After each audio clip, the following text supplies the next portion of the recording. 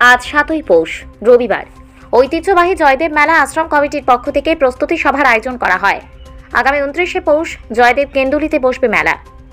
এই ঐতিহ্যবাহী মেলায় পশ্চিমবঙ্গের বিভিন্ন জেলা ছাড়াও ভারতবর্ষের নানান প্রান্ত থেকে সাধু মহন্ত ও পুণ্যার্থীরা আসেন জয়দেব কেন্দুলির মেলায়। মেলার আগে এদিন অন্যান্য বছরগুলির মতো পৌষ সংক্রান্তিতে জয়দেব কেন্দুলিতে যে সমস্ত স্থায়ী অস্থায়ী আখড়াগুলি বসিয়ে পুণ্যার্থীদের ভক্ত সেবা সহ নানান অনুষ্ঠানের আয়োজন করে, সেই সমস্ত আশ্রমগুলির সদস্যদের নিয়ে এদিন আলোচনা সভা বা প্রস্তুতি সভার আয়োজন করা হয়। আশ্রম কমিটির তরফে সকল আশ্রম সদস্যদের ডিজে বক্স না বাজানো, মদ্যপান থেকে বিরত থাকা, আশ্রমগুলিতে শান্তি শৃঙ্খলা বজায় রাখা সহ নানান বিষয়ে অবগত করা হয়। পাশাপাশি পশ্চিমবঙ্গ সরকার যেভাবে মেলায় জল, আলো, রাস্তা বিনামূল্যে ব্যবস্থা করে সে বিষয়েও পশ্চিমবঙ্গ সরকারের ভূয়সী প্রশংসা করেন উপস্থিত মেলা কমিটির সদস্যরা। জয়দেব কেন্দুলি মেলায় সুবিধা অসুবিধার বিষয়গুলি নিয়েও বিশদে আলোচনা করা হয়। এদিন উপস্থিত ছিলেন পশ্চিম বর্ধমান জেলা পরিষদের ভাইস চেয়ারম্যান তথা মেলা কমিটির সহ সভাপতি চুমকি মুখার্জি, জয়দেব মেলা আশ্রম কমিটির সভাপতি পরিতোষ চক্রবর্তী, সহ সভাপতি শান্তি কুমার রজক, সম্পাদক জওহরলাল ঘোষ, উপদেষ্টা কমিটির সদস্য আপু লায়েক, কোষাধ্যক্ষ সঞ্জয় মাঝি সহ সাধু সন্ত এবং অন্যান্য সদস্যা ও বিশিষ্টজনেরা। আসুন শুনে নিই কি বললেন আশ্রম কমিটির সভাপতি পরিতোষ চক্রবর্তী। যদি কারো কিছু বলার থাকে আপনারা অবশ্যই বলবেন। আর আপু মহারাজ যে বললেন যে সাধুদেরকে মালা দেওয়া, আমার মনে হয় মালা কিছু এনেছো তো মালাগুলো আমাদেরকে না দিয়ে আমি বলবো আপনারা একে একে সাধুদা যারা আছে সরাজ ব্রহ্মচারী থেকে স্টার্ট করে সবাইকে একে একে করে মালা আপনারা দিতেন। আর আমাদের কাছে যে গেঁদা ফুলের মালা আছে যেগুলো আছে সাধু বাবাদেরকে পরিয়ে দিন। এবং আমি আপু মহারাজকে অনুরোধ করবো যে উনি প্রত্যেকটা সাধুকে যেন একটু পড়িয়ে দেবেন।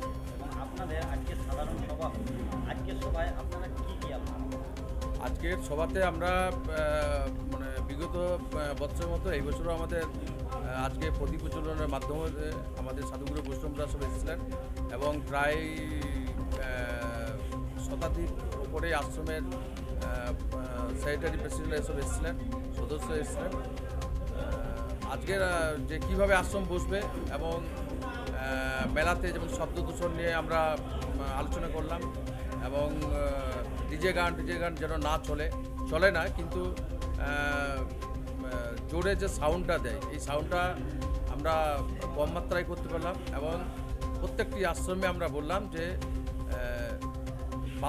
বাউলের উপর জোর দিতে এবং কীর্তনের উপরে জোর দিতে, কারণ যেহেতু এটা বাউল মেলা তো আমরা এইটা বিষয়ে বিশেষ করে জোর দিলাম এবং এই আশ্রমগুলোকে সুস্থভাবে রাখার জন্য পরিষ্কার পরিচ্ছন্ন, শব্দ দূষণ কোনো মানে স্বাভাবিকভাবে মানে যেন আশ্রমগুলো পরিচালিত হয় তার জন্য আমরা একটা প্রতিযোগিতা করে দিলাম যে 2025 সালে আমরা এই 2024 সালে যেসব আশ্রমগুলি ভালো কাজ করবে, আমাদের কতগুলো পয়েন্ট রয়েছে, সেই পয়েন্ট যারা কমিটি আছে, চুমকি ম্যাডাম রয়েছেন, শান্তিবাবু রয়েছেন, আমাদের সম্পাদক জওহরবাবু রয়েছেন, সেই একটা কমিটি করে রাখা হয়েছে, এনারা দেখবেন তো। এবং প্রত্যেক যে আশ্রমগুলি রয়েছে তাদের মধ্যে 20টি আশ্রমকে আমরা পুরস্কৃত করব পরিষ্কার পরিচ্ছন্নের জন্য।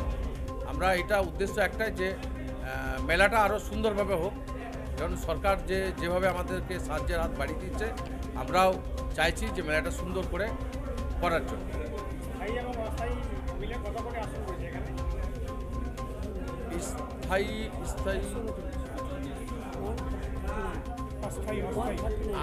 অস্থায়ী আশ্রম 140 ধরুন, আজকে 140 জনের প্রতিনিধি সব এসেছিলেন, তারপরে দু একটা বাড়তেও পারে আবার কমতেও পারে।